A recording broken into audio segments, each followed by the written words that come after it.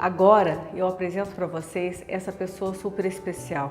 Eu fiz questão de apresentá-la porque eu tenho uma grande paixão pela doutora Niede Guidon. Há mais de 10 anos que a gente vem tentando fazer com que Niede participe desse nosso congresso.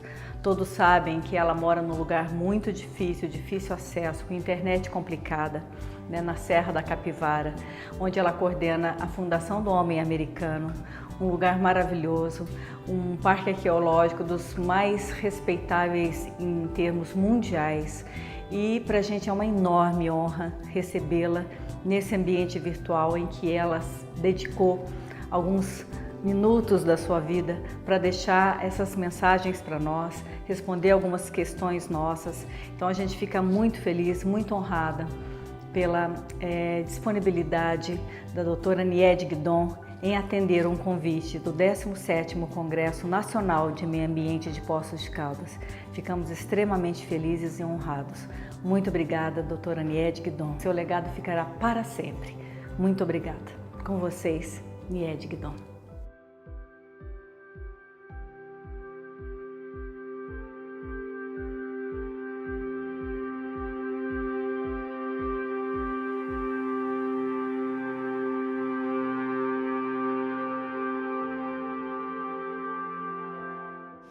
Eu comecei a me interessar pela arqueologia quando eu estava ainda morando em São Paulo, trabalhava no Museu do Ipiranga.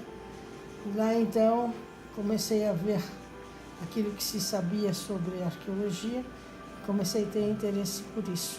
Então em seguida fui estudar em Paris, fiz o curso de arqueologia lá e daí então foi que eu me dediquei ao estudo do homem americano.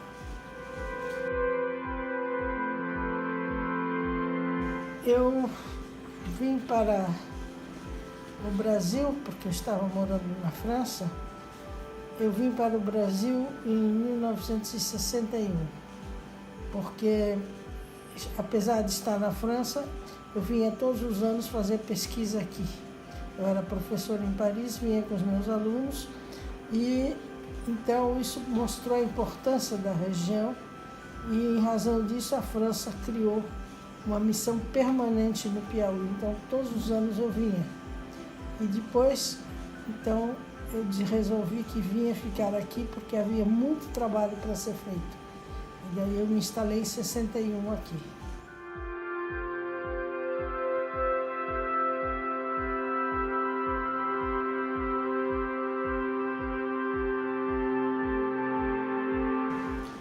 As dificuldades foram sempre aquelas relacionadas aos recursos, mas no início nós tínhamos o dinheiro da França, que permitia então a pesquisa o ano todo, mas à medida que nós começamos a ter vários alunos e que vieram então se instalar aqui e faziam trabalho no parque para fazer o curso de arqueologia de campo, nós então precisávamos ter mais recursos para manter essa pesquisa.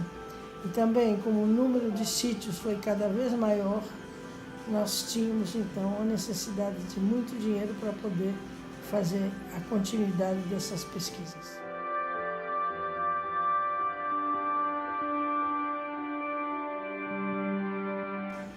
Bem, quando eu comecei a trabalhar aqui, nós só tínhamos dados sobre o homem americano de pesquisas realizadas nos Estados Unidos e algumas pesquisas realizadas em Minas Gerais, em Lagoa Santa. E os americanos então diziam que o homem só tinha chegado à América por volta de 7, 8 mil anos. E quando nós começamos as pesquisas aqui, as escavações, como nós encontramos sítios que tinham uma grande quantidade de material, inclusive mais de 9 metros de camadas com vestígios arqueológicos, e nós escavávamos até a base rochosa, nós então começamos a ter datações muito antigas, chegando a 17, 18 mil anos. Hoje nós já temos datações de mais de 26 mil anos.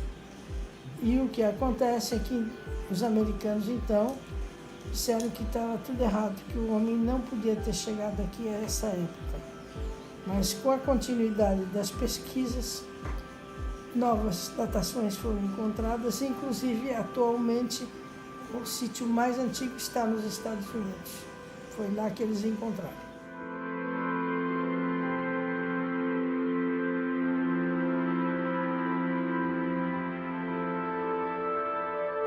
Bem, o parque esteve fechado, só abriu agora esta semana, então não havia pessoa lá, ninguém.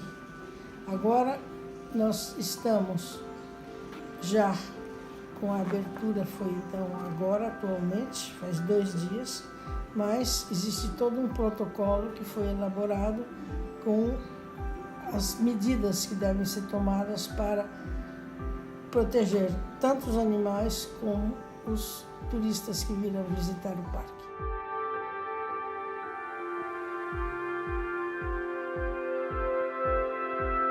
Bem, o que nós presenciamos no parque, primeiro foi a questão das estradas que nós fizemos, que construímos, para poder ter acesso a todos os sítios, para fazer a pesquisa arqueológica e também para a proteção.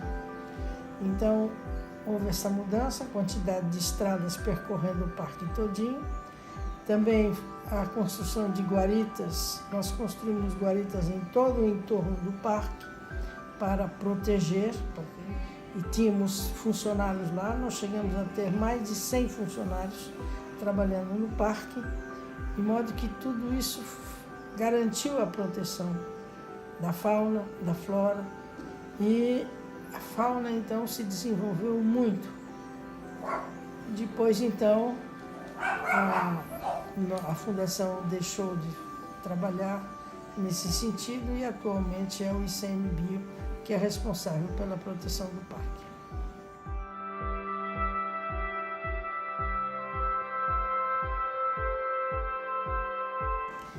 O parque sobrevive, mas os recursos são muito limitados. Nós temos cerca de 20 funcionários somente trabalhando, não é? E trabalho que era feito, por exemplo, de proteção da arte rupestre, e nós tínhamos uma equipe que passava a semana toda lá trabalhando, isso já não pode mais ser feito, de maneira que houve uma redução bem grande do número de funcionários.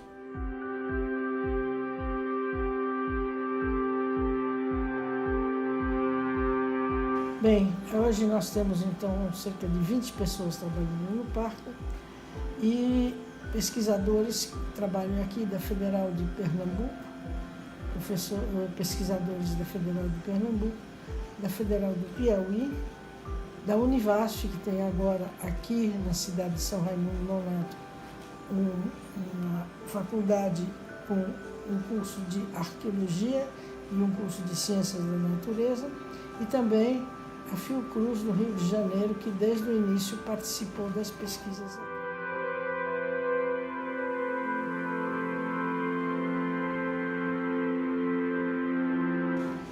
Bem, nós temos aqui pesquisadores estrangeiros também trabalhando. Temos Ana Solari, que é da Argentina, e a equipe francesa, que continua trabalhando aqui. Todos os anos vem fazer pesquisas e agora é dirigida por Henrique Boedá.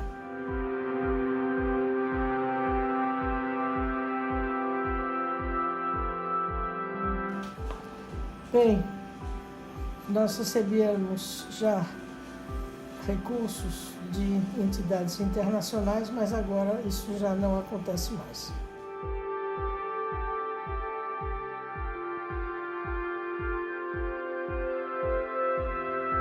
Bem, a todos os participantes do 17º Congresso Internacional do Meio Ambiente em Poços de Caldas, a minha mensagem é a seguinte: lutem pela proteção da natureza, da Amazônia, da Serra da Capivara e de todos os grandes centros que o Brasil tem para a proteção da natureza, dos animais, porque isso é absolutamente importante para garantir a sobrevivência do homem. É daí que depende, então, a manutenção das condições climáticas, a produção de oxigênio, e é isso que o homem precisa pensar. Ele depende da natureza.